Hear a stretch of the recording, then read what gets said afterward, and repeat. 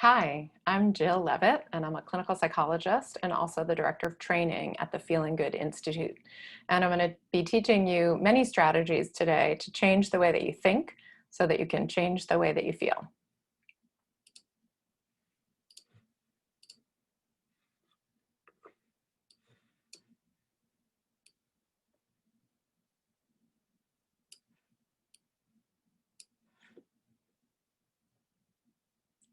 So today I'll be presenting to you change the way you think, change the way you feel.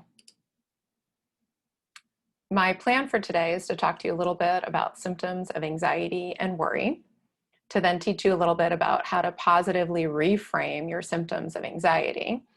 I'll teach you about symptoms of depression and positive reframing for symptoms of depression, and then I'll cover several cognitive interventions for changing feelings of anxiety and depression. So first, let's just start very briefly with what is anxiety and worry. So anxiety is an emotion that's characterized by feelings of tension, worry thoughts, and physical changes in your body, like increased blood pressure. It's usually experienced in the body. Whereas worry, people typically describe as being experienced in the mind. We have thoughts that we can't get out of our head, sometimes racing thoughts, and they're generally future focused, like the what ifs, and it's typically experienced in the mind.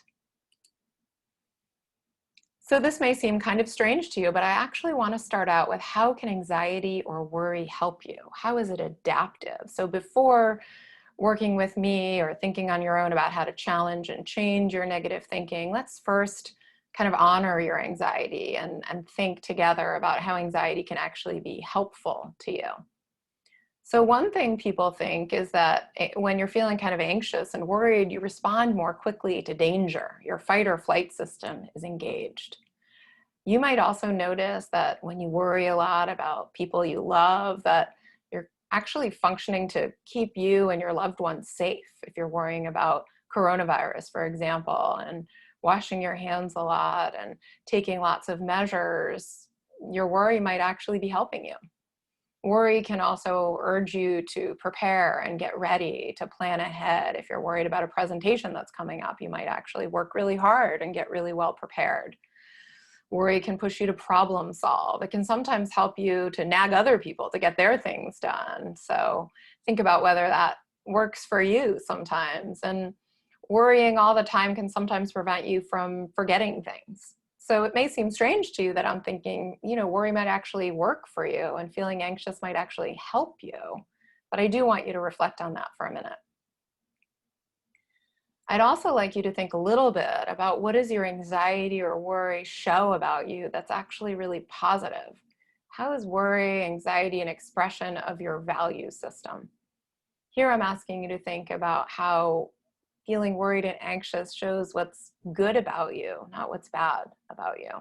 So think about that for a minute. When you feel worried or anxious, what does that show about you that's actually kind of beautiful or awesome? Well, here are some ideas for you. If you worry a lot about your children, doesn't that show that you care deeply about them? And if you worry a lot about grades or your performance at work, it shows that you've got high standards, that you're not someone who's just okay being okay. When you worry about your marriage or other important relationships, it shows that you value your marriage or that you value those relationships, that you care deeply about your partner. And finally, if you worry a lot about climate change or social injustice or things going on in the world, it shows how much you care about these things like the environment, the future of the human race. So here again, worry might be adaptive and it might actually show something kind of beautiful about you. And if you buy into what I'm saying, then I want to ask you to ask yourself, given all these advantages and the fact that your anxiety is an expression of your values, why would you want to give it up? Why do you want to keep listening to my presentation and learn ways of changing? So see if you can answer that question. Some common reasons that I hear for why people want to work hard to reduce their anxiety and worry is that it feels bad, it's uncomfortable, it takes up lots of time, it affects your sleep, you may engage in stress eating, It might negatively impact your relationships because it causes you to feel irritable and cranky. It could negatively impact your work or school performance, and it might have health implications. Now, this isn't me telling you why you should stop worrying. This is me thinking with you about what might be your unique reasons to want to work on your anxiety and worry. So see if you can think of any.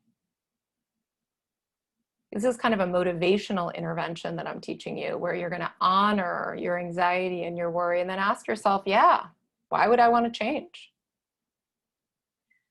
I'm going to do the same thing with you for symptoms of depression. So first, I'll just define to you what is depression. So when we feel down and depressed, we feel sad, we feel blue, we lose interest or pleasure in our usual activities. We sometimes have difficulty sleeping, loss of energy. We feel worthless or guilty. We sometimes have difficulty concentrating. And when we feel extremely depressed, sometimes people have thoughts of death or suicide. I'm going to walk you through the same questions I walked you through with anxiety. So I want you to think, how does your sadness, your guilt, or your shame help you? How is it actually useful to you? Think about that for a minute.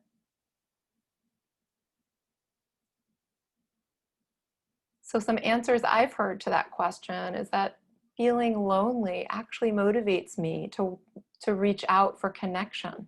So it helps me.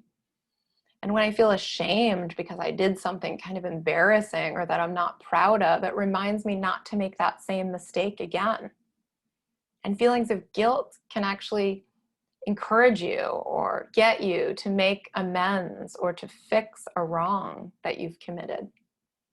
And finally, if you feel sad after losing someone that you love, it keeps you connected to that person, keeps their memory close to you.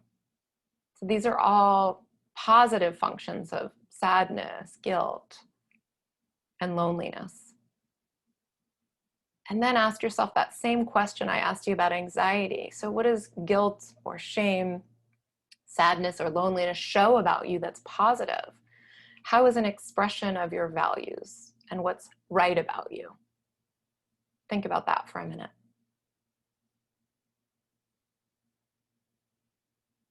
So maybe you've come up with some of these ideas. When I feel guilty, it shows that I'm someone who takes responsibility for my actions. When I feel shameful, it shows that I care deeply about hurting another person or about how I come across to people in general. When I feel sad following a loss or a breakup, it shows that I care deeply about the person that I've lost, right? Rather than being someone who doesn't care about my relationships.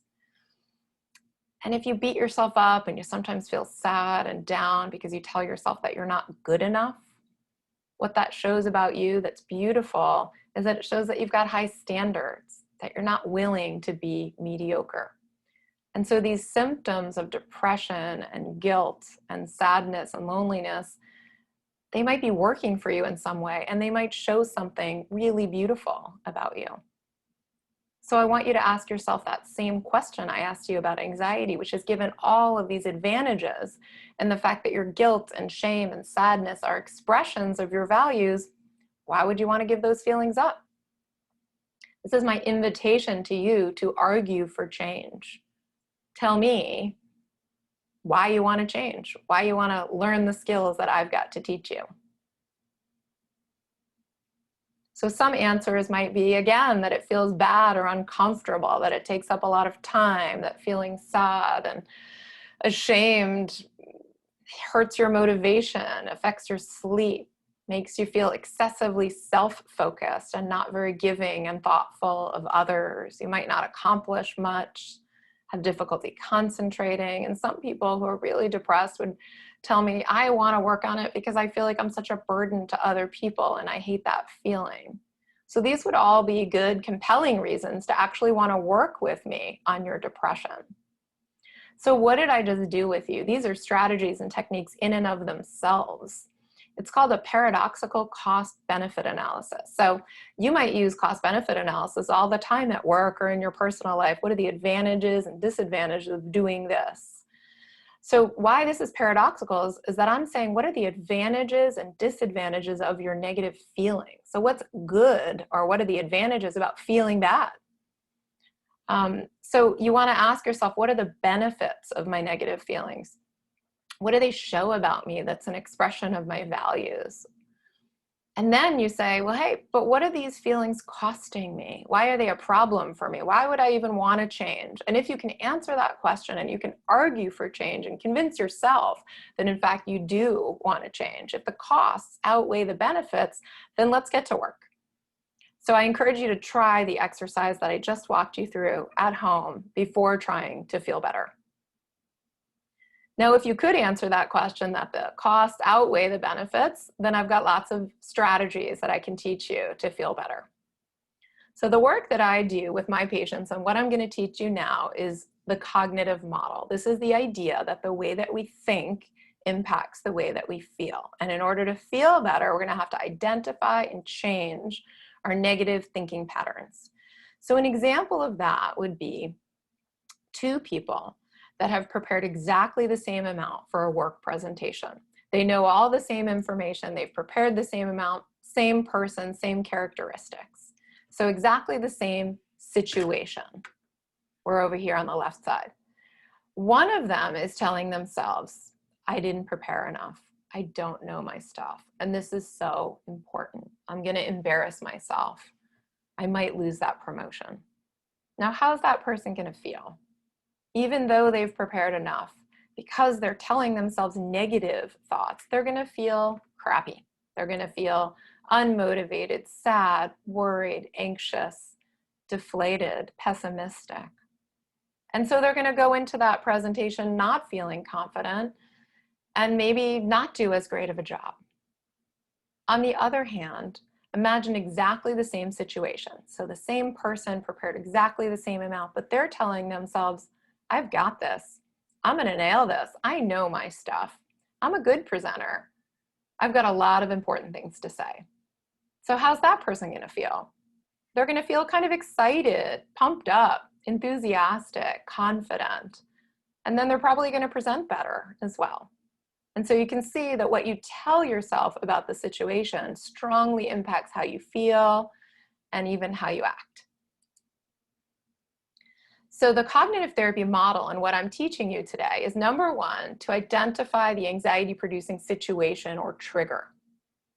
Number two, to label your feelings. You can go online and search for a feeling words chart. You'll find tons of them. You can print it out and you can circle, what are all the feelings that are coming up for me? Next, you want to identify the thoughts that are driving those feelings. What are you telling yourself that's making you feel the way that you feel? So event or trigger, feelings, negative thoughts, or anxious thoughts. Those are your first three steps. Now, in reality, we know that the situation occurs, the thoughts come up, and the thoughts cause the feelings. But most people are first able to identify how they're feeling and then go backwards and be a detective and say, well, what are the thoughts that are driving those feelings? So I'd encourage you to write those three steps down: event or trigger, feelings, negative thoughts. And then what I'm going to teach you next is how to identify distortions in your thoughts and how to use a few other methods to challenge and change distorted thinking. So again, I'll give you an example here. Let's say the event is you're at work and you notice that your boss put an unexpected meeting on your calendar. Suddenly this meeting appears and you're going to meet with your boss that afternoon, even though you didn't think you had that meeting coming up. And let's imagine that immediately you notice that you're feeling worried, nervous, pessimistic, kind of embarrassed. Well, you want to ask yourself, what am I telling myself that's making me feel badly? It's not the fact that my boss is meeting with me this afternoon that's making me feel bad. It's whatever I'm telling myself about that meeting. And so you might discover that you're having the thought, she's going to tell me that they're letting me go, or I did a bad job on my last presentation, or I should be better than I am. And it's those thoughts that are responsible for making you feel worried, nervous, pessimistic, and embarrassed. So next, let's look at this list of cognitive distortions. Again, you could look online and find checklist of cognitive distortions and print it out for yourself. And I'll also include some of this in the handout. So One distortion is all or nothing thinking, when you look at things in absolute black and white categories, good, bad, nothing in between. We've also got overgeneralization, when you view a single negative event as a never-ending pattern, like this always happens to me. There's mental filter, where you dwell on the negatives and ignore the positives. Probability overestimation, which makes you feel really anxious. That's when you overestimate the likelihood that bad things will happen. Jumping to conclusions, when you jump to conclusions that aren't warranted by the facts. You're living in the future rather than the present. And mind reading, which is similar, where you assume that people are reacting negatively to you. There's also fortune telling, predicting that things will turn out badly for you. Magnification or minimization. Emotional reasoning, when you reason from your feelings. So you feel like an idiot, and so you think, I must be an idiot, or I feel frightened, and so then you think I must be in danger. And there's also catastrophic thinking, when you ruminate about the worst case scenario, the worst possible consequence, and you believe that you could never cope with it. So this is just a list of some common cognitive distortions, and now I want you to spend a little bit of time practicing this with me. So let's go back to that example. Let's imagine you had the thought, she's going to tell me they're letting me go. So what distortions do you see in the thought, she's going to tell me that they're letting me go? Let's take a look at this list first.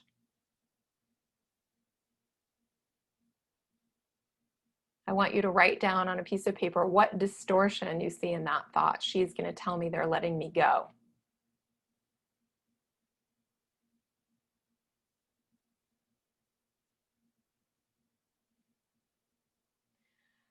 One more practice, and then I'll give you the answers, or some of the answers. Another thought, I did a bad job on my last presentation. And we're going to assume this is a distorted thought, not an accurate thought, right? So that there are some distortions. If you really bombed it and everyone gave you negative feedback, then it's not a distorted thought or one we've got to work on. But let's imagine that it is a distorted thought. What distortions are in this thought? I did a bad job on my last presentation. See if you can write down one or two.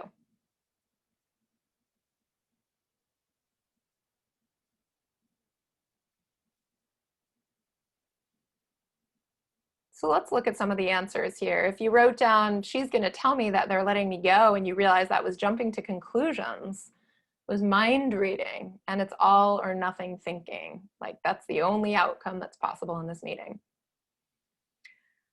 Those are correct distortions, and you might have found a couple others too. How about this other thought? I did a bad job on my last presentation. Well, that's mental filter, and it's definitely jumping to conclusions.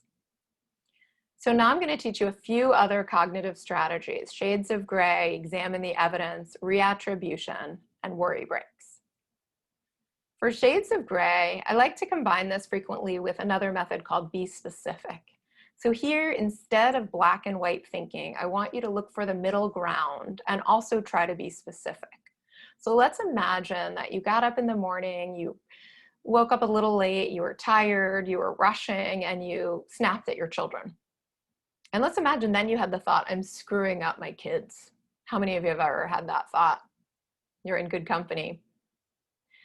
So if you could use shades of gray, then you'd ask yourself, what's a middle ground thought? Instead of I'm screwing up my kids, which is so black and white, is there something in the middle that I could say to myself? And could I be more specific about what happened and how I could learn from it rather than just telling myself I'm a total screw up?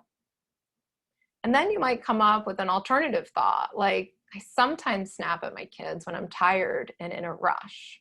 You see, that's shades of gray.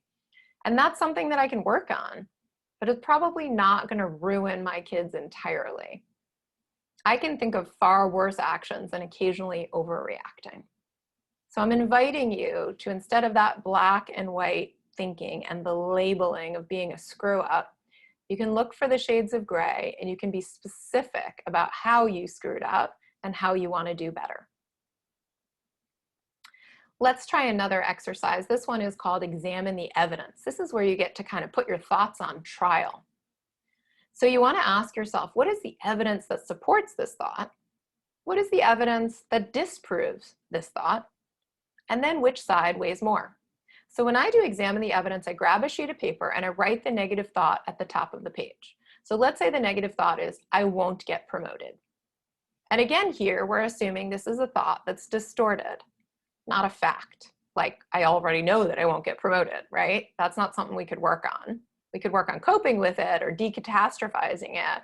But let's imagine that the thought I won't get promoted is distorted. So I write that at the top of the page. I draw a line down the center and I say evidence for, evidence against. And I imagine that my thought's on trial. What evidence do I have for the fact that I will not get promoted? Let's write that down on the left side. What evidence do I have that goes against this thought, that disproves this thought, that says, hey, that's not true? And then once you have evidence for and against, you want to weigh both sides. I like to take 100 points and divide them between the two and decide which side weighs more. And then you can come up with a rational thought or a new improved thought that takes into account all of the evidence. So in this case, the new and improved thought after doing examine the evidence might be something like, there's no evidence that I won't get promoted. It's not a guarantee, of course, but most of the information I have suggests that I've done an excellent job for a number of years and that I will likely receive a promotion. Now, again, I'm not telling you to blow sunshine if this is not accurate. I'm saying only be accurate. We're trying to change an inaccurate negative thought into an accurate thought. So if in fact there's a ton of evidence that shows that you won't get promoted, then this is a true thought. But then what you want to ask yourself then, if I won't get promoted is a statement of fact, then you want to say, why is it that not getting promoted is so upsetting to me? Because that's probably the distorted thought, like, you know, I'll be so embarrassed, or everyone will look down on me, or I won't have enough money. And then you want to look at the distortions in those thoughts. So I'll say that one more time. If your negative thought is in fact a statement of fact, like I make X dollars a year, it's not a distorted thought, then you want to ask yourself, what am I telling myself about that fact that's so distressing to me? And then that's the thought you could work on. So that's examine the evidence. Next, I'm going to teach you a fun method that's called reattribution. In reattribution, you want to ask yourself questions like, what are the many factors that contributed to this problem? What caused the problem? What did I contribute? What did others contribute? What are other possible explanations for the situation? So reattribution is a great method when you're using self-blame or other blame. So self-blame is when something happens and you just rake yourself over the coals and you just feel like it's all my fault. And other blame is when you do that to other people. And why reattribution is helpful is it gets you to take a step back from those negative thoughts and to really look at the situation and say, what did I contribute? What did others contribute? What are other factors that contributed to this problem? I actually like to draw a pie chart on a piece of paper when I do reattribution. And each slice of the pie is another explanation for what might have happened. So let's take an example here. Let's imagine that you call a friend and your friend doesn't call you back. And suddenly you're thinking, she didn't call me back because she hates me. She must hate me. And you feel awful about yourself because you're telling yourself that she hates you. Again, remember, it's not getting a call back that's the problem. It's telling yourself that your friend hates you that's causing you so much distress. So we could draw a pie chart and we could say, okay, fine, one explanation for why she didn't call back is that she hates me. But what are other explanations for why my friend didn't return my call? Like, she's busy. She doesn't check her voicemail very frequently. Something suddenly came up that distracted her. She heard it and forgot about it. She lost the message. So there's lots of explanations for why she didn't call me back. And then once I've considered all the possible explanations for her behavior, then I can come up with a new, improved, rational, balanced thought, taking all of that into account. So here's an example. I might say, there are many possible reasons that she didn't call me back. Like, she never checks her voicemail. She's busy. She lost the message. She forgot. She's flaky. But none of those mean that she hates me, right? And I could say, she usually responds to emails faster than voicemail, so maybe I'll just email her. So that's how you might use reattribution. And lastly, I'd like to teach you a method that's a little bit different. It's called worry breaks. This is a great method for people who find themselves worrying and ruminating and going over things throughout the day, kind of like an all day, every day kind of worrier. A worry break, taking a worry break is taking a scheduled time that you set aside on a daily basis to focus on the anxiety and worries that are preoccupying you. So you schedule yourself a worry break. And it turns out that spending 15 or 20 minutes a day on a worry deep dive can actually help you to reduce your worries in the long run. So focus intensely on your concerns at a designated time, something that you've preset every day, instead of letting them run wild throughout the day. So now I'm going to walk you through the steps of taking worry breaks. The first thing you want to do is schedule a set time. So say 3 o'clock every day is my worry time. You want to put it on your calendar and you want to save it and protect it. Don't let anything get in the way of your worry break. Next, throughout the day, you want to jot down worries as they come up. So that means I'm working and suddenly I think, oh my gosh, I didn't prepare enough for that presentation. Write it down. Don't let your mind go there. Don't spend a lot of time worrying about it, but write it down and say, you know what? I have a date to worry about this at 3 o'clock today. And then you go back to your work and then suddenly you think, you know, gosh, my mom is sick and I haven't checked on her in a while. And you start to feel worried about your mom who's sick. And then you say, okay, wait a minute, that's another worry. I'll write that down and then I'll check in with myself about it at 3 o'clock. So throughout the day, as worries come up for you, you can write them down so you don't forget to worry about them. But remember, you have a date with yourself to worry about them later. And so your instructions are to return to what's in front of you, to what's in the present, to what's most important to you in that moment, and to say, all right, sure, mind, I'll get to you later, okay? And then later on, when it's your worry break, you want to allow yourself 15, 20 minutes. There's no magic number. You could allot more time if you want to, but I wouldn't allot less time. And at that time, you are allowed and instructed to really dive into your worries with no avoidance, no distraction. You say, worry, bring it on, show me what you got. I'm gonna worry as much as I need to right now about my mom's health, about the project that I have to get done, about all the things that I've got to do. And sometimes your worrying might turn into problem solving. You might list a few things you want to get done when you're done with your worry break, you know, but your focus is you're not allowed to do anything else. Can't be Netflix while worry break or Instagram while worry breaks. No, nothing else is happening. It is you and your worries and a piece of paper if you want to for 15 or 20 minutes at the designated time. It's very important that you actually take your worry break. If you find that you can't worry for 15 or 20 minutes, you just got to keep trying. So your goal is to worry as much as you can for those 15 or 20 minutes and protect that time. When the time is up though, for some people, it'll be hard to stop worrying. And then you're going to say to yourself, you know what? I worried enough for now. And now I'm going to shift gears and again, return to what's most important to me. What do I want to be doing right now? What do I need to be doing right now? And I've got another allotted worry break tomorrow at the same time. So immerse yourself in something else, something that you enjoy or something that's important to you. Give yourself permission to stop worrying, knowing that you've got another worry break scheduled for you the next day. I've actually found that lots of patients seem skeptical of this method, and yet it's incredibly helpful to them.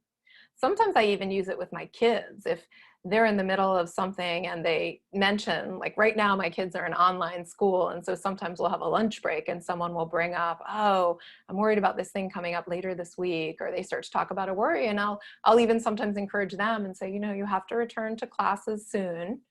And you've got to focus your attention on kind of what's in front of you. But sounds like you're worried about, you know, your math test. Let's talk about it at the end of your school day. Let's figure out what it is you're stressed and worried about, and let's problem solve about it together. But I try to teach them that strategy of kind of like catching your mind, right? Saying, yep, that's important, right? My mind is telling me something's important, but I'm going to delay it and I'm going to focus on it later at a designated time. So I hope these different strategies were helpful to you. Remember, we covered positive reframing, what's beautiful about your anxiety, worry, sadness, depression, and how is it really working for you? I want you to honor those things before convincing yourself that you really need to change, right? But then if you are convinced that you need to change, then you want to focus on identifying your feelings, your thoughts, your distortions, and then use any of these cognitive strategies to challenge and change your negative thinking. If you'd like to learn more, if you're interested in seeing a therapist or referring someone, we'd love to see you at the Feeling Good Institute. So you can visit our website at feelinggoodinstitute.com. We have been helping clients to overcome depression, anxiety, relationship concerns, habits, addictions, and more problems for many, many years. We offer online treatment in over 20 states and throughout Canada. We also have in-person centers that are conveniently located in the Bay Area in Mountain View, in New York, in Canada, and in Israel. Right now, most of our therapists are working online because of coronavirus. We all practice cognitive behavioral therapy, and any therapist you would see at Feeling Good Institute would be so familiar with all of the methods that I've shared with you today. If you're interested in self-help books, you want to learn more about these strategies, but not by seeing a therapist, you want to work through it on your own, which is a great idea. I recommend 2 books that were written by David Burns. One of them is called When Panic Attacks, and that focuses on anxiety, and it goes through all the methods that I taught you today and more. And the other one is called Feeling Great, and it focuses more on depression. And you can order either of those books. They're not very expensive, and they're incredibly helpful. They're very much how-to, and they walk you through kind of method by method by method.